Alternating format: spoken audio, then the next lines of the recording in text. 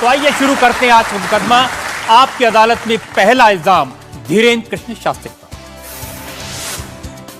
आपकी अदालत में बागेश्वर धाम के प्रमुख धीरेन्द्र कृष्ण शास्त्री पर आरोप है कि ये पब्लिसिटी के लिए स्टंट करते हैं। शास्त्री जी, बहुत सारे लोगों ने मुझे कहा कि आपको आपकी अदालत में बुलाएं। सोशल मीडिया पर आपकी मैंने देखा बहुत लंबी चौड़ी फैन फॉलोइंग है, 40 लाख लोग आपको फॉलो करते हैं। बहुत सारे वीडियोस मुझे लोगों ने भेजे। आप सड़क पर निकलते हैं तो चारों तरफ भीड़ लग जाती है। तो एक वीडियो मैं जनता को दिखाना चाहता हूं जो आपके लोगों ने मुझे भेजा है।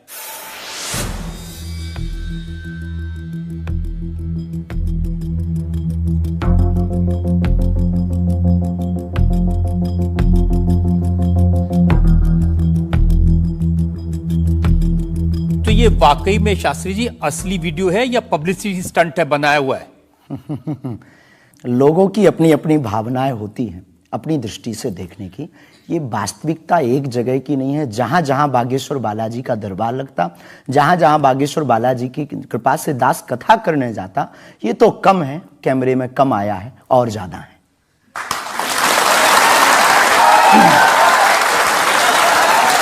लेकिन 26 साल की उम्र में इतनी चर्चा, इतनी पब्लिसिटी, ऐसा क्या है आप में? जिसका गुरु बलवान होता है, चेला पहलवान होता है। जो लोग कहते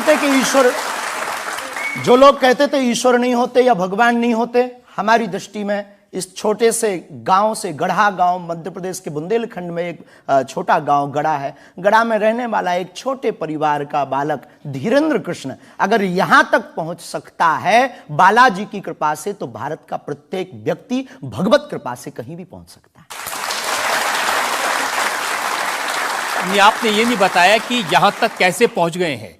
ये जो लोग हैं, जो फॉलो करते हैं, जो आपके बारे में इतनी बातें करते हैं, ये क्यों करते हैं? क्या है आप में? बागेश्वर बालाजी की कृपा वो सब पर है। लेकिन आप अगर कहेंगे, क्योंकि आपसे जीतना तो बड़ा मुश्किल है, हम पहले आपको साफ कर दें कि चूंकि आपका नाम तो रजत शर्मा जी है, लेकिन हम आपको दयालु नाम से, क्योंकि हमारी भारतीय परंपरा में बड़ों का नाम नहीं लेते, तो हम आपको दयालु कहकर संबोधित करेंगे, अगर बुरा ना लगे तो। आप कुछ भी करिए। वैसे हम आपके यहाँ आज मेहमान हैं, तो ये हमारा अधिकार भी है।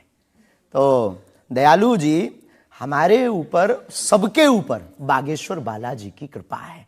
लेकिन हमने अपने गुरुदेव की जो चरणों की सेवा की, उस सेवा के माध्यम से ऋषि परंपरा की जो मंत्र विधा हमको प्राप्त हुई है, वो हमारे पास एक ऐसी अनूठी है जिससे पूरा विश्व की मंगल कामना भी करते हैं। पूरा विश्व अपनी समस्याओं के समाधान के लिए गुरु के नाते बागेश्वर धाम चला आता है।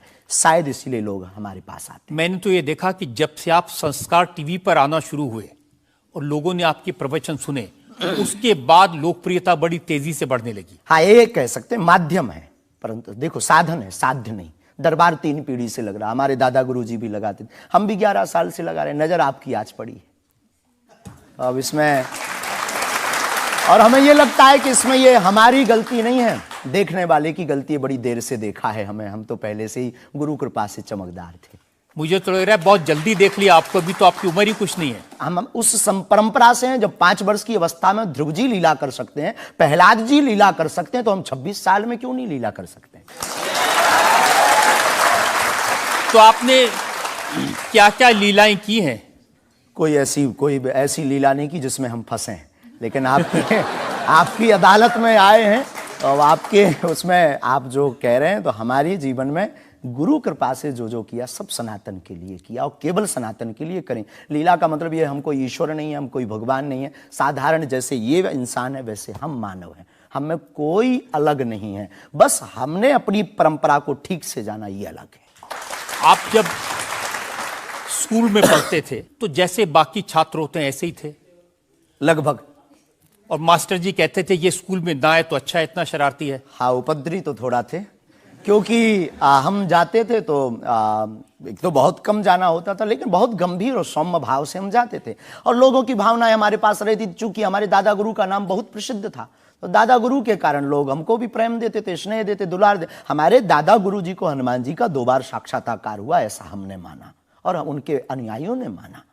तो हम जब स्कूल में जाते थे तो बचपन से ही बड़ी कृपा थी, तो लोग बच्चे हमारे पास आते थे, सब क्लासें एक साथ हो जाती थी, 9वीं 10वीं 8वीं सब एक हो जाती थी, जिसमें हम बैठते थे, अच्छा महाराज जी बताइए हमारी कितनी परसेंटेज बन रही है।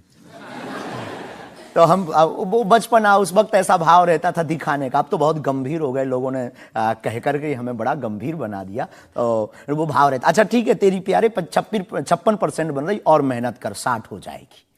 तो कौन हनुमान जी बताते थे कितनी परसेंटेज? गुरु प्रेरणा हमसे कोई शक्ति बात नहीं करती है, कोई सामने नहीं हमारे पास बैठती है, हमें तो अनुभव होता है, प्रेरणा होती है, जो ऋषि परंपरा में प्रेरणा है, जो हमारे भारत में अनेकानेक महापुरुष, तो हमको प्रेरणा लगती है, ऐसा अनुभव होता है कि ऐसा होगा, जैसे हमें प्रेरणा लग जाती है कि ऐसा होगा, वो हम लिख देते हैं और इष्ट कृपा से और अपने इष्ट के प्रति आस्था से वो बात सत्य निकलती है।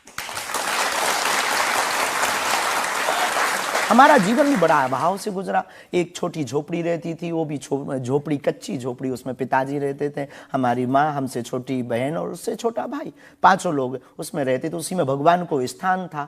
दादा गुरुजी निर्मोही अखाड़ा से साधु थे, तो उन्हें परिवार से ज्यादा मतलब नहीं था। तो बड़ा अभाव में गुजरा हमारा जीवन, बहुत विचित्र स्थितियों में गुजरा। लेकिन अभाव ने प्रभाव की महिमा बताई और आज प्रभाव ने हमें अभाव की महिमा बताई। तो आप कह रहे हैं कि जब छात्र थे तो साधारण छात्र थे जैसे बाकी बच्चे होते हैं, वैसे आज घर परिवार वैसा था जैसे बाकी लोगों का होता है? कोई नई बात नहीं, कोई ऐसा, हम कोई ईश्वर नहीं है, हम संसार से कोई अलग से ब्रह्मा जी की फैक्ट्री से सेट नहीं भये। हम जैसे दुनिया है वैसे हम हैं, बस गुरु परंपरा और हनुमान जी की कृपा क्या होती है, शायद हनुमान जी ने और गुरु ने हमको चुना ये ललकार कर बताने के लिए, हमें लगता है हमारे। तो इस देश में तो बहुत सारे लोग हैं जो हनुमान जी के भक्त हैं, करोड़ों लोग। हाँ, मंगलवार को शनिवार को मंदिरों में जाते हैं, व्रत रखते हैं, प्रसाद चढ़ाते हैं, तो हनुमान जी ने आपको क्यों पकड़ा? कुछ ज्यादा ही घनिष्ठता होगी हमारी, उनको ज्यादा मोहब्बत हम पर आई होगी। लेकिन इस करोड़ों लोगों में हनुमान जी के लाखों भक्त हैं, उन्होंने अपने लिए मांगा और हमने पूरी विश्व के लिए मांगा। इसीलिए हमें लगता है कि हम में और बाकियों में अंतर है। देखिए आपने क्या मांगा, इसके कुछ वीडियोस मैंने देखे हैं। वाह।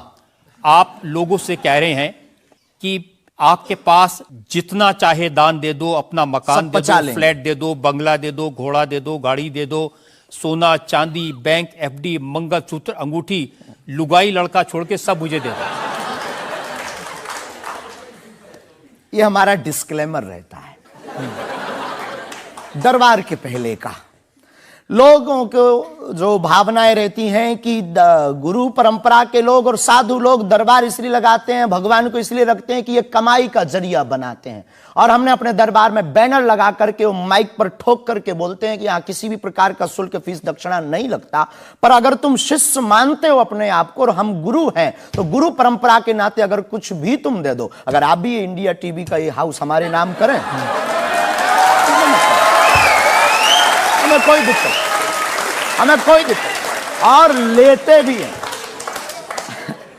लेना बुरा नहीं है, उपयोगिता बुरी है, लेकर के उसका सदुपयोग करते या दुरुपयोग करते। हम लेते हैं, कोई अगर देता है तो स्वीकार करते गुरु के नाते। हम उस परंपरा से हैं जहां अंगूठा तक दान गुरु को दे दिया जाता है, हम भी लेते हैं। कितना कमा लेते हैं? हमारी तो कोई फिक्स कमाई नहीं है, क्योंकि हमारी कोई कंपनी या बिजनेस नहीं है। कोई चढ़ा जाता है, हमारे पास करोड़ों सनातनियों का प्यार, लाखों करोड़ों लोगों की दुआएं, हजारों संतों का आशीर्वाद, इतनी कोई हिसाब किताब तो रखता होगा ना कि कितना पैसा आया? जितने सनातनी उतनी कमाई, हिसाब आप लगाओ।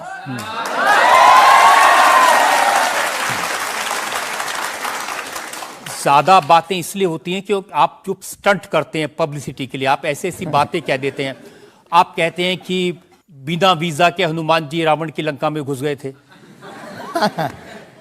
ये जो मॉडर्न युवान भाई बहन है, इनको लंका प्रवेश के बारे में बताएंगे तो इनको ये लगता है कि ये घिसी पिटी बातें इनके दादा परदादा बताते रहे, ये बेचारे ऊब गए। इनको कुछ ऐसा चाहिए कि उस अध्यात्म से कनेक्ट हो पाए। जैसे रावण ने मुझसे फोन पे बात की। हाँ बिल्कुल, हम वही बोलने ही वाले थे। लगता है आज हमारी शक्ति आपके पास पहुंच गई। तो हमें आपको समझाना है, रावण से फोन का बात का मतलब सबके अंदर रावण बैठा है। कोई ऐसा दुनिया में नहीं जो गलत कृत्य देख रहा, गलत कर रहा और सच जानते हुए चुप है, वो रावण की दृष्टि का आदमी। तो हनुमान जी लंका गए, इसको इन युवानों को कैसे जोड़े? इन्हें तो बीजा, पाठपोष, फॉरेनर ये शब्द पता है, तो इनसे कनेक्ट करने के लिए हमारा अध्यात्म इतना विशाल और इतना अथाह है कि उसमें कुछ भी आप डाल दो वो आप सोच रहे हैं कि आपको अध्यात्म पता है, इनको नहीं पता। इस देश की जनता को कहा। आपसे ज्यादा अध्यात्म पता है। ऐसा हमने नहीं कहा। हमें अपने हिसाब का पता है, उन्हें अपने हिसाब का। वो अपने में श्रेष्ठ हैं, हम अपने में अब जो कोशिश कर रहे हैं विद्यार्थी। हमने ऐसा कभी नहीं कहा कि हम श्रेष्ठ हैं, और ये आरोप हमें नहीं लगता कि ठीक है। आपका ये कहना कि मेरे पास एक गधा है जिसमें वाईफाई है और वो प्लेन में भी वाईफाई चलता है, ये मजाक की बातें नहीं है। लोगों की दृष्टि से, भावनात्मक दृष्टि से देखा जाए तो ये बहुत गहरा विषय है। मजाक की दृष्टि से अगर कोई देखेगा तो देखो, जाकी रही भावना जैसी प्रभु मूलत देखी तिन तैसी। भगवान की कोई लीला को सिर्फ रास लीला को उठाते हैं, लेकिन हम तो महाभारत भी उठाते हैं। तो अपनी अपनी दृष्टि है, हम ये मजाक में नहीं कहते। हम उनको बताना चाहते हैं कि हमारे देवी देवताओं से जो हमारे इष्ट की परंपरा की जो निशानी है वो अगर नज़दीक रहे, गुरु की निशानी अगर नज़दीक रहे, माता पिता की बातों की निशानी नज़दीक रहे, तो बेटा कभी गलती नहीं करेगा, वो चार चांद लगाता रहेगा। शास्त्री जी, इसको कहते हैं आप अंधों के शहर में आईना बेचने की कोशिश कर रहे हैं। ऐसा हमारा भाव नहीं है, अपितु हमारा भाव ये है कि उस केवल वाईफाई को हम बताते नहीं, उसकी महिमा भी बताते हैं, और दरबार में आने वाले लोगों को उसकी महिमा का अनुभव भी कराते हैं। तो फिर वो जो बात मजाक की है ना, वो फिर अध्यात्म, आस्था, ईश्वर से जुड़ करके नास्तिक भी आस्तिक बन जाता है। देखिए, आपको भोले भाले लोगों को बताना चाहिए कि भाई ये मैं मजाक में कह रहा हूं, विनोद हम कहते हैं, और ये मैं असल में बहुत बार बोलते हैं विनोद हम कर रहे हैं, हम बहुत बार बोलते हैं। अब कोई हमारे विनोद को सीरियस ले ले तो वो उसका निजी अनुभव है। तो अब मैं लोगों को बता दूं कि एक बार बगैर टिकट पकड़े गए थे आप रेलवे में। हाँ, ये तो बताना चाहिए, बिल्कुल पकड़े गए थे, लेकिन ये भी बताइए कि हम टीटी से ही 1100 रुपया लेकर आए थे। उसी टीटी से लेकर आए थे, जिस वाईफाई की आपने चर्चा की, उसी वाईफाई की दम पर उसके बाप का नाम बताकर लेकर आए थे। इसी तरह की बातें कह के ऐसे दिखाते हैं जैसे चमत्कार कर दिया, जैसे मेरे ऊपर हनुमान जी की बहुत कृपा हो गई, मैं भविष्यवक्ता हूं, और फिर जो भोले भाले लोग हैं वो प्रभावित हो जाते हैं। हमने कभी एक नहीं दावा किया कि हम चमत्कारी हैं। आज भी आपकी अदालत में हम कहते हैं कि हम कोई चमत्कारी नहीं है, हम कोई ईश्वर नहीं है, हम कोई महात्मा नहीं है, हम एक आम इंसान हैं। लेकिन हमारी अपने इष्ट के प्रति आस्था, ऋषि परंपरा के प्रति आस्था है, जो महर्षि वाल्मीकि से पत्र दरबार की महिमा चली है, उस महिमा का हम अनुकरण करते हैं, और उस आस्था में उलझनों में का रास्ता मिल जाता है, तो उसे आप चाहे चमत्कार मानिए अथवा फिर आप अपनी बुद्धि से जो जिसने जो जाना वो हमें माना। देखिए शास्त्री जी, बहुत सारे ऐसे लोग हैं, गरीब हैं, परेशान हैं, बीमारियों से थके हारे हैं, डॉक्टर से आशा छूट जाती है, हॉस्पिटल से आशा छूट जाती है, वो आपके पास आते हैं, वो सोचते हैं यहाँ इलाज मिलेगा। किसी का बच्चा बोल नहीं सकता, किसी का बच्चा चल नहीं सकता, वो लोग बड़ी आस्था विश्वास लेके, जो मैंने जानकारी हासिल की, वो आते हैं, सोचते हैं कि यहाँ से शायद उन्हें कोई रास्ता दिख जाएगा, और उन्हें मिल जाता है। जो आते हैं श्रद्धा पूर्वक आते हैं। देखो, जिंदगी में अगर वो परेशान है और डॉक्टर से परेशान होकर के या कहीं से भी निराश होकर के आया और उसे कुछ मिले ना मिले, हम ये तो नहीं कहते, जिसकी जितनी निष्ठा उसको उतना हमारे बागेश्वर बालाजी के दरबार में मिलता है। और अगर नहीं मिलता, अगर उसे जीवन जीने की अगर डांडस और सात्तावना मिलती है, तो क्या ये भी कम है?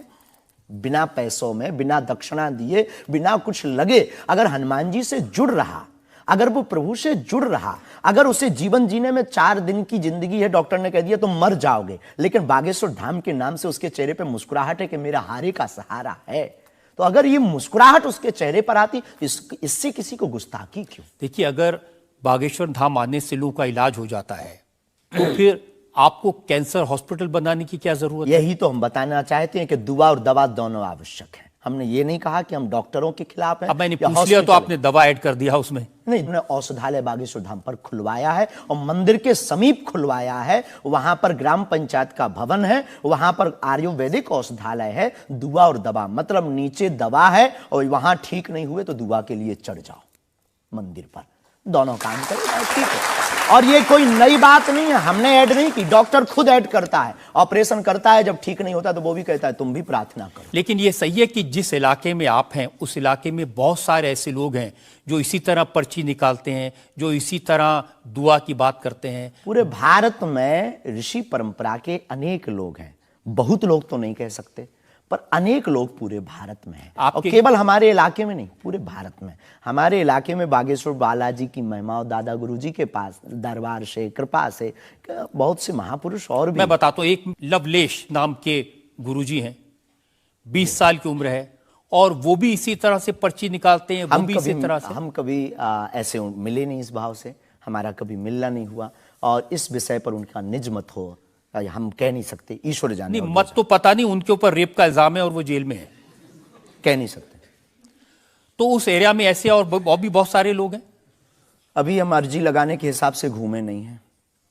आप कहो तो इस बार जाकर के घूमेंगे कितने लोग हैं।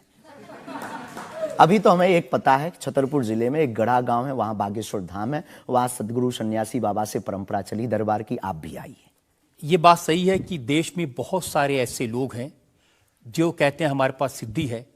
एक जयपुर में है, उन्होंने बताया कि मैंने कर्ण पिशाच को साधा हुआ है और वो भी किसी की भी डेट ऑफ बर्थ बता देते हैं, किसी के परिवार वालों का नाम बता देते हैं। हमारे पास ऐसी कोई सिद्धि नहीं, ना हमने ऐसी कोई साधना कर रखी है। हमारे पास सिर्फ अपने इष्ट पर, हनुमान जी पर भरोसा है, जो अष्ट सिद्ध नवनिधि के दाता हैं। ना हम कोई डेट बताते हैं, ना हम कोई नाम बताते हैं, और अगर उनकी कृपा से पता चल जाए तो कोई बुरी बात नहीं।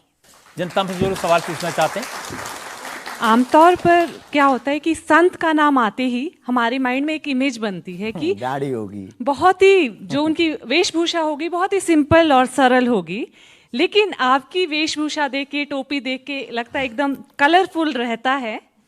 आपकी दुनिया ही रंगीन है तो साधु को भी रंगीन होना चाहिए। बहुत बढ़िया, बहुत बढ़िया। जब 7 रंगों की भरी दुनिया है माय डियर सिस्टर, 7 रंगों से भरी दुनिया है तो मुझे क्या दिक्कत है। और हम कोई साधु नहीं, हम कोई महात्मा नहीं, ना हमने चोला ले रखा है। हम एक वर्ण व्यवस्था की बात नहीं करेंगे, हम एक गुरु के शिष्य हैं और आम इंसान हैं। और अगर कोई सरनेम पूछे तो हम शुक्ल वंशीय सरयू पारी ब्राह्मण है। तो जो 7 ब्राह्मणों की वेशभूषा है वो हमने धारण की, गुरु के नाते हमने ये पादुका अपनी एक परंपरा को निर्वाहन करने के लिए धारण की। और टोपी कोई आया तो दे गया, अगर आप कुछ दो बहन हमें तो वो भी स्वीकार है।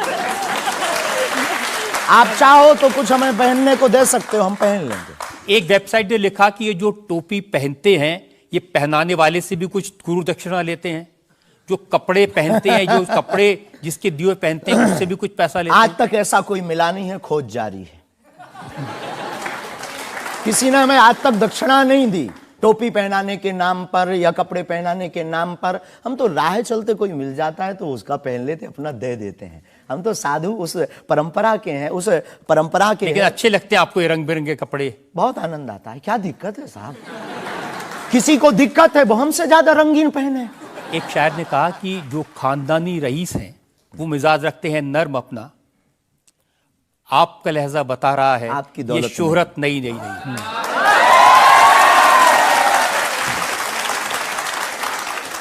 लोगों को लगता है, हमें लगता है कि हमारे जीवन में न हमें धन प्रिय है, न मान प्रिय है, न सम्मान प्रिय है, हमें हनुमान प्रिय है। और हमने जब से जन्म लिया तब से हम धनवान है, क्योंकि हमारे हनुमान है।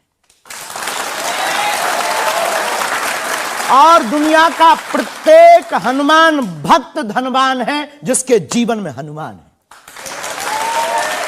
और वो निर्धन है इस दुनिया में जिसके जीवन में भगवान नहीं, वो निर्धन है। और अगर बाप हनुमान हो और धनवान हनुमान हो और उनका भक्त अगर रंगीन ना हो, पीला लाल ना हो, जब हनुमान जी लाल देह लाली से हो सकता तो लाल पगड़ी क्यों नहीं हो सकती?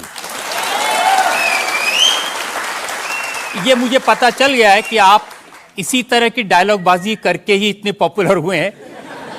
इंडिया टीवी हर वक्त हर जगह डाउनलोड करने के लिए सर्च करें India TV news Google play store या ऐप स्टोर पर।